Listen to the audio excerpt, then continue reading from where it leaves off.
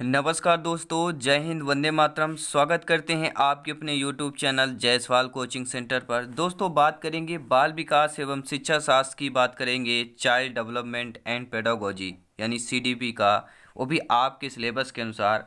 Target रहेगा 30 question रहेंगे दोस्तों। यह पार्ट नंबर 15 है, 15वां पार्ट है।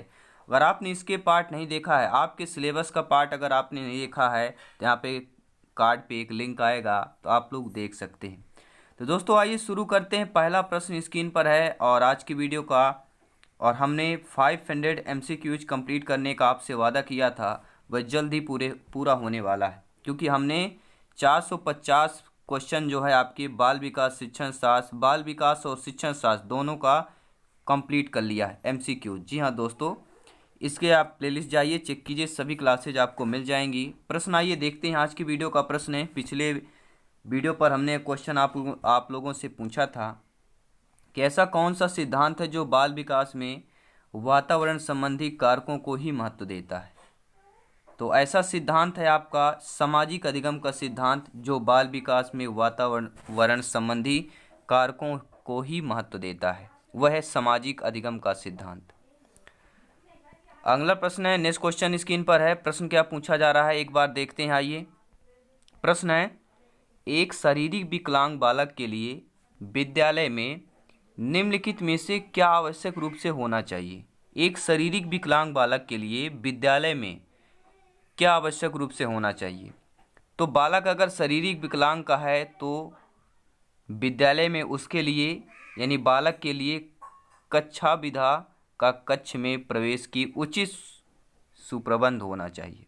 क्या है, बालक के लिए यानी विकलांग बालक या बालिका हो, उस दोनों के लिए कक्षा विधा का कक्ष में प्रवेश की उचित सुप्रबंध होना चाहिए। पहला ऑप्शन यहाँ पर सही हो जाना चाहिए, क्योंकि सबसे इम्पोर्टेंट वही है दोस्तों। अगला प्रश्न है कि आप अपनी कक्षा में से कुछ शिक्षार्थियों या विद्यार्थियों को चुनकर 6 महीने में उनमें होने वाले विकास की एक रिपोर्ट तैयार करना चाहते हैं। आप शिक्षक हैं, आप अध्यापक हैं, तो आप कुछ विद्यार्थियों को चुनकर 6 महीने में उनमें होने वाले विकास की एक रिपोर्ट तैयार करना चाहते हैं। तो इसके लिए आपको क्या चुनना होगा, या इसके लिए आप क्या चुनेंगे। तो राइट आंसर क्या हो जाएगा इसके लिए दोस्तों, प्रत्येक माह उनकी रुचियों, आदतों, दृष्टिकोण, स्वभाव, व्यक्तित्व, व्यवहार आदि में होने वाले परिवर्तनों की जांच करेंगे। डी ऑप्शन सही हो जाएगा। अगला प्रश्न दोस्तों पूछा जा रहा है आपका CDP से कि बच्चों में खेल उनके समाजीकरण के लिए क्यों आवश्यक है। जो बच्चे में है, खेल उनके समाजीकरण के लिए क्यों आवश्यक है दोस्तों। तो उनके समाजीकरण के लिए या समाजीकरण के लिए इसलिए आवश्यक है क्योंकि खेल में बच्चों में सुरक्षा की भावना आती है। खेल में बच्चों में हम की भावना आती है, यानी कि मैं अकेला नहीं, हम यानी कि सभी, यानी समूह की बात हो रही है। खेल में बच्चों में नेतृत्व व अनुकरण की भावना आती है, यानी ये सभी जो है खेल में उनके समाजीकरण के लिए आवश्यक है, तीनों आवश्यक है। अगला प्रश्न पूछा जा रहा है आप लोगों से, सृजनात्मक के विकास में सहायक नहीं। जो सृजनात्मक का विकास है उसमें क्या सहायक नहीं है। तो सृजनात्मक के विकास में दोस्तों आपका भाषण सहायक नहीं है, बाकी सृजनात्मक के विकास में खेल सहायक है, हास्य क्रियाएं हैं और निर्माण संबंधी क्रियाएं सहायक है, लेकिन भाषण आपका सहायक नहीं है। तो according to question right option number B हो जाएगा। और अगला प्रश्न स्क्रीन पर पेश कर रहे हैं। आप लोगों को पता है दोस्तों, चाइल्ड डेवलपमेंट यानी बाल विकास शिक्षण शास्त्र में ऐसे ही प्रश्न आपके एग्जाम में आते हैं। प्रश्न यह है दोस्तों कि आपको किसी शिक्षार्थी के बारे में यह आकलन करना है कि वह दी गई समस्या के बारे में अपने व्यक्तिगत और मूल दृष्टिकोण को व्यक्त कर पाता है या नहीं। बहुत अच्छा प्रश्न है, ध्यान दीजिएगा सभी मेरे प्यारे मित्र शिक्षक बंधु। ध्यान देंगे कि आपको अगर किसी शिक्षार्थी या विद्यार्थी के बारे में यह आकलन करना हो कि दी गई समस्या के बारे में अपने व्यक्तिगत और मूल दृष्टिकोण को व्यक्त कर पाता है या नहीं, तो इसके लिए आप किस प्रकार से प्रश्न का निर्माण करेंगे शिक्षार्थी के लिए। ये आपके लिए टेस्ट है दोस्तों, ये शिक्षक के लिए है और शिक्षकों के लिए पेडागोजी है। तो राइट आंसर क्या हो जाएगा, आइए देख लेते हैं कैसे प्रश्न निर्माण करेंगे। निबंधात्मक प्रश्न निर्माण करेंगे, क्योंकि शिक्षार्थी के बारे में आकलन करना है आपको और दी गई समस्या के बारे में व्यक्तिगत और मूल दृष्टिकोण को व्यक्त कर पाता है। तो ये आपका हो जाएगा निबंधात्मक प्रश्न हो जाएगा। अगला प्रश्न है कि बालकों के स्वभाव को समझने के लिए शिक्षकों को निम्नलिखित में से किसका अध्ययन करना चाहिए। दोस्तों, अगर आपको बालक के स्वभाव को समझना है तो शिक्षक होने के नाते आपको अध्ययन करना होगा बाल मनोविज्ञान को। जी हाँ, बाल मनोविज्ञान फिजिकोलॉजी का आपको अध्ययन करना होगा, चाइल्ड फिजिकोलॉजी। अगला प्रश्न दोस्तों, प्रश्न है आपका स्क्रीन पर है कि निम्नलिखित में से कौन सी अधिगम के आकलन की विशेषता नहीं। अब अधिगम के आकलन की विशेषता पहले जान लेते हैं कौन सी है, तो इसके बाद पता चल जाएगा। तो अधिगम के आकलन की विशेषता होती है कि यह आकलन शिक्षा प्राप्त के बाद किया जाता है। इसमें सूचना को समान रूप से अंकों तथा ग्रेडों में रूपांतरित किया जाता है। फिर इसमें सूचना अध्यापक द्वारा एकत्र की जाती है। तो इसमें अधिगम में आकलन विशेषता नहीं है, तो डी ऑप्शन आपकी विशेषता नहीं है कि इसमें सूचना शिक्षार्थियों के द्वारा स्वयं एकत्र की जाती है। तो इसमें क्या शिक्षार्थियों द्वारा सूचना स्वयं एकत्र नहीं की जाती है, ये आपका क्या आकलन विशेषता नहीं है आपके अधिगम के आकलन की। तो डी ऑप्शन राइट हो जाएगा अकॉर्डिंग टू क्वेश्चंस। अगला प्रश्न ले रहे हैं स्क्रीन पर। प्रश्न है आपके सिलेबस का है कि पूर्व माध्यमिक कक्षाओं में छात्राएं छात्रों की अपेक्षा अधिक कुशल होती हैं। यानी कैसी आपकी कक्षा है, पूर्व माध्यमिक कक्षा में छात्राएं जो है छात्रों की अपेक्षा अधिक कुशल होती है। पठन गति में होती है, शैक्षिक अभिक्षमता में होती है, बुद्धि में या आपके शारीरिक लंबाई में। तो सही आंसर हो जाएगा दोस्तों, पूर्व माध्यमिक कक्षाओं में छात्राएं छात्रों की अपेक्षा पठन गति में अधिक कुशल होती हैं। बहुत ही इंपॉर्टेंट प्रश्न है, बहुत बार एग्जाम में पूछा भी गया है प्रश्न है। अगला प्रश्न है दोस्तों, आपकी कक्षा का एक शिक्षार्थी गुटखा या सुपारी खाकर कक्षा में आता है, तो आप इनमें से इसकी किस हरकत का जिम्मेदार मानेंगे। देखिए, बहुत ही नॉर्मल सी बातें हैं और यही क्वेश्चन पूछे जाते हैं। उसकी अंतिम इच्छा होगी, उसका सामाजिक वातावरण, उसका आपके प्रति देश होगा, या कक्षा में स्वयं से सबसे अलग दिखाने में उसका तरीका। अगर आपकी कक्षा का एक ऐसा विद्यार्थी मिल जाए जिसमें गुटखा या सुपारी खाकर कक्षा में आता हो, तो आपको उसकी इस हरकत का जिम्मेदार मानेंगे। किस हरकत का जिम्मेदार मानेंगे? उसके सामाजिक वातावरण का। किस हरकत का? उसके सामाजिक वातावरण का जिम्मेवार मानेंगे। अगला प्रश्न ले रहे हैं दोस्तों स्क्रीन पर आपके सिलेबस का। शिक्षण को सुचारू रूप से चलाने के लिए एक शिक्षक को अधिक से अधिक प्रश्न पूछने चाहिए, क्योंकि इससे क्या होता है, शिक्षक अगर अधिक से अधिक प्रश्न पूछता है तो क्या वह शिक्षण को सुचारू रूप से चला सकता है। क्योंकि इससे क्या होता है, क्योंकि इससे शिक्षार्थियों या विद्यार्थियों के अभिव्यक्ति का अवसर मिलता है। क्या है? अभिव्यक्ति की अवसर मिलता है। अभिव्यक्ति का, विद्यार्थियों का स्वयं के अभिव्यक्ति पहचान का उन्हें अवसर मिलता है।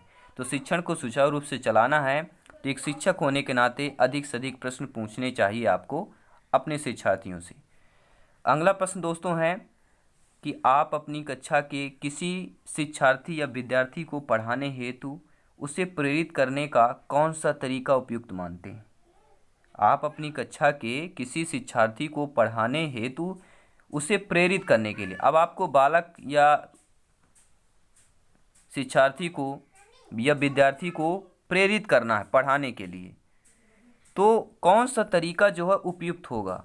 तो वह इस तरीका उपयुक्त मानते हैं शिक्षार्थी के प्रेरकों का मार्गांतरीकरण करना। क्या हो जाएगा? शिक्षार्थी के प्रेरकों का मार्गांतरीकरण करना सबसे उपयुक्त तरीका मानते हैं। डी ऑप्शन यहाँ पर सही हो जाएगा।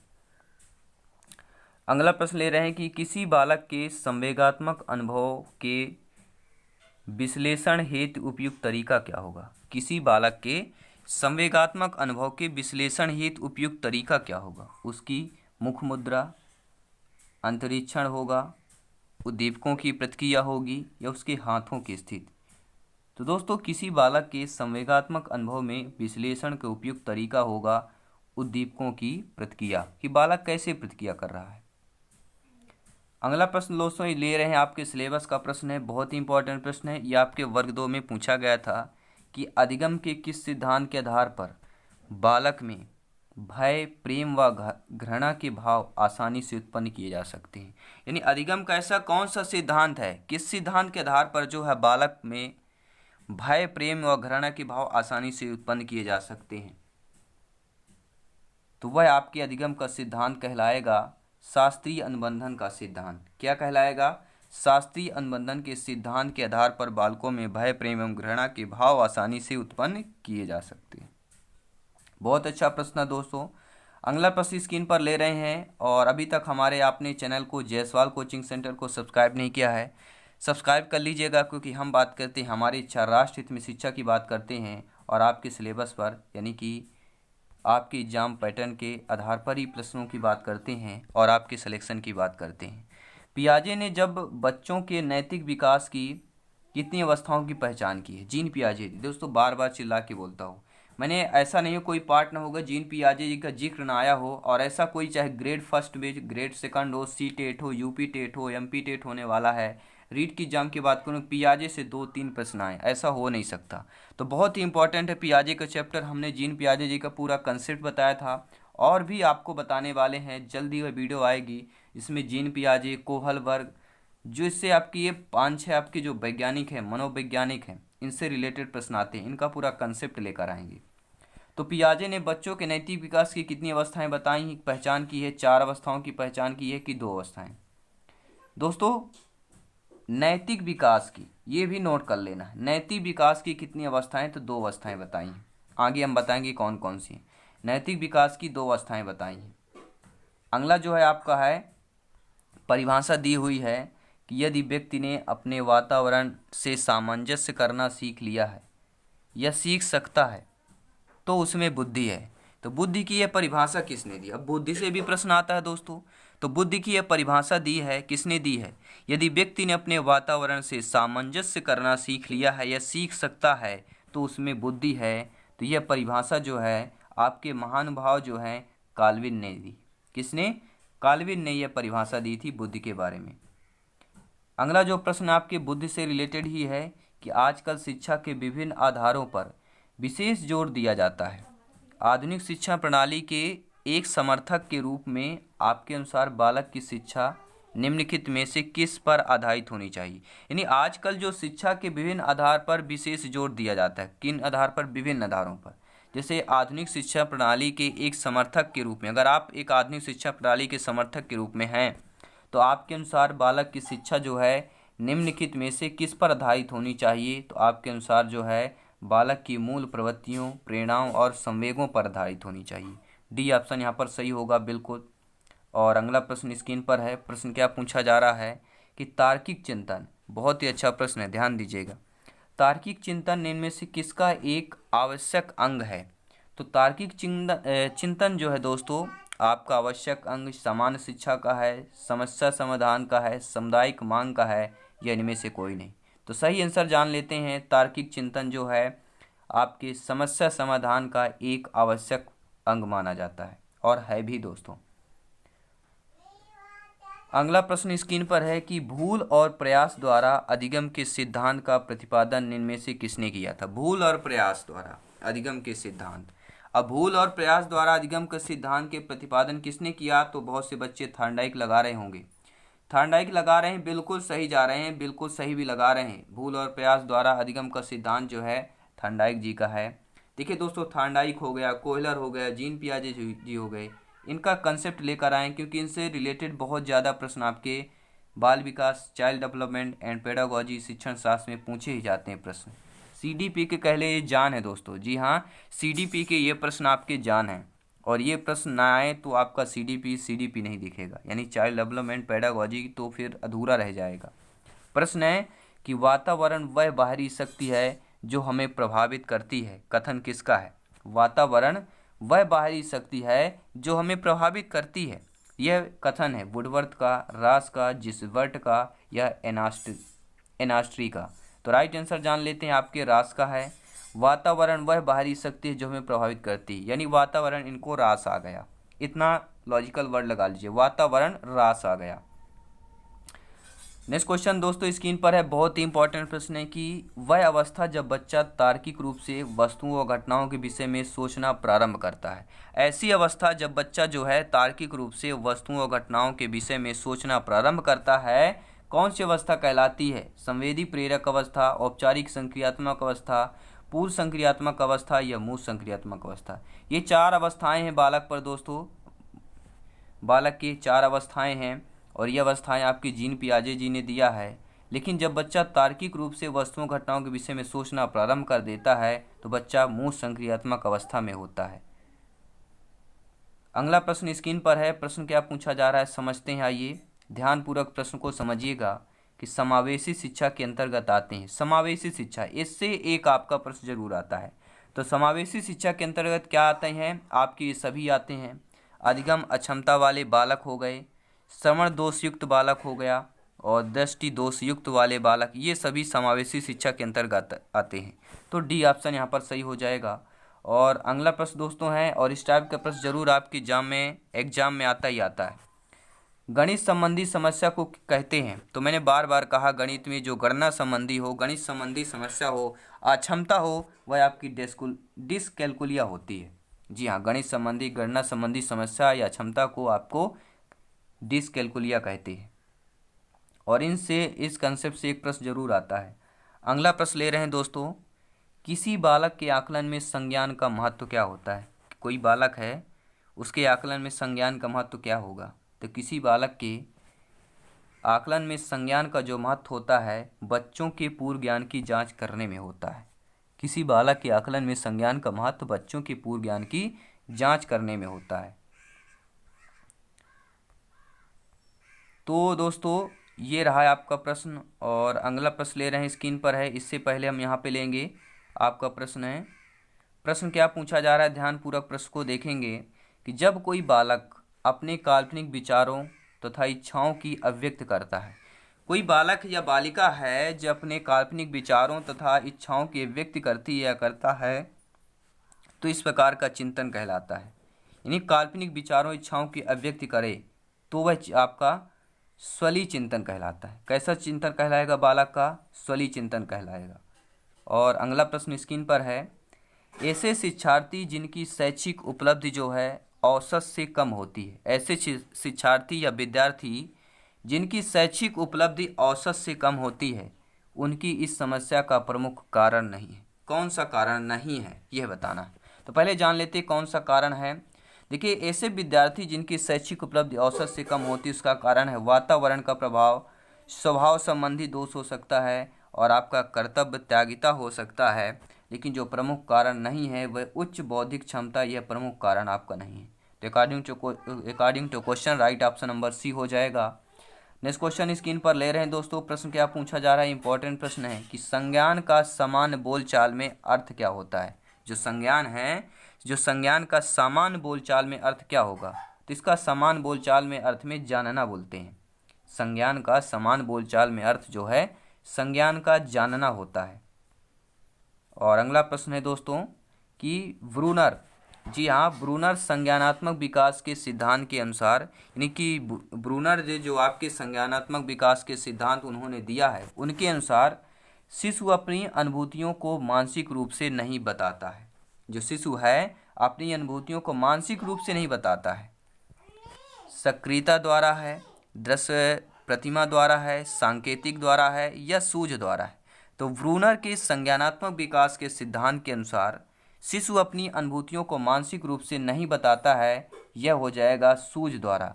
किसके द्वारा नहीं बताता है, अपनी सूझ के द्वारा वह नहीं बताता है। अगला प्रश्न क्या पूछा जा रहा है समझिएगा ध्यानपूर्वक सभी मेरे प्यारे मित्र शिक्षक बंधु। एक बार वीडियो को दिल से जरूर लाइक करें और दोस्तों में शेयर भी कर सकते हैं। और प्रश्न यह पूछा जा रहा है दोस्तों कि शब्द किसी भी प्रकार के आवेश में आने, भड़कने, उत्तेजित होने की दशा में सूचित करता है। अब आवेश में क्या होगा, क्रोध होगा, आवेग होगा, संवेग होगा या प्रेरणा होगा। खाली स्थान में क्या होगा, तो शब्द किसी भी प्रकार के आवेश में संवेग आने पर क्या होगा, यहाँ पर संवेग हो जाएगा। संवेग आने पर आने, भड़कने तथा उत्तेजित होने की दशा में सूचित करता है। अगर किसी भी शब्द किसी भी प्रकार का आवेश में, अगर कोई भी शब्द है उसके आवेश अगर आ जाए, आवेश में संवेग आने, भड़कने तथा उत्तेजित होने की दशा में सूचित करता है तो आपका क्या हो जाएगा, यहाँ पर संवेग होगा खाली स्थान की जगह में। और अगला प्रश्न दोस्तों ले रहे हैं, प्रश्न 1-2 प्रश्न और बच गए आपके, उनको भी कंप्लीट करेंगे।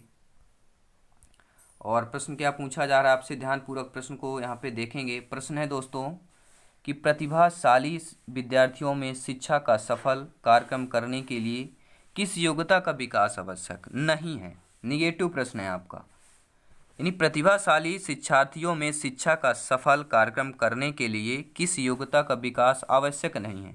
निगेटिव प्रश्न है तो सामाजिक अनुभवों में दूरस्थता की आवश्यकता नहीं है, लेकिन समान रूप से कक्षोन्नत की आवश्यकता है। पाठ्यक्रम सहगामी क्रियाओं का आयोजन की आवश्यकता है और शिक्षक का व्यक्तिगत ध्यान आवश्यक है। जो आवश्यक नहीं है वह सामाजिक अनुभवों में दूरस्थता, यह आपका आवश्यक नहीं है प्रतिभाशाली विद्यार्थियों में शिक्षा का सफल कार्यक्रम करने के लिए। और एक आपके लिए होमवर्क में दे रहे हैं, इसका आंसर आप लोगों को बताना है कमेंट बॉक्स में कि किसी बालक के प्रारंभिक व्यक्तित्व विकास में सर्वाधिक महत्वपूर्ण कारक कौन सा है। किसी भी बालक के प्रारंभिक व्यक्तित्व विकास में सर्वाधिक महत्वपूर्ण कारक कौन सा है। बालक की अपनी मित्र मंडली के प्रति अभिवृत्ति, घर का वातावरण तथा माता पिता से बालक का लगाव, संवेगात्मक सुरक्षा की बालक में आंशिक योग्यता, या इनमें से कोई नहीं। तो राइट आंसर जो भी है आप लोग हमें कमेंट के ज़रूर बताएं इसका राइट आंसर क्या होगा। और कल हम ज़रूर आपके ये 500 जो बाल विकास के हैं कंप्लीट कर लेंगे, ये बहुत ही बड़ी बात होगी। अगर अभी आप जुड़े हैं तो इसके जो पिछली क्लासेज हैं, ये जो कंसेप्ट है, जो सीरीज़ है 500 क्वेश्चन की, ज़रूर कंप्लीट करें, सभी क्लासेज देखें, क्योंकि आपको यह स्कोर करने में और सिलेक्शन पाने में बहुत मदद करेगा। तो दोस्तों मिलते हैं नेक्स्ट क्लास में। जय हिंद, वंदे मातरम। हंसते रहिए, मुस्कुराते रहिए और सभी मित्रों का मेरा धन्यवाद। सभी का जय हिंद दोस्तों।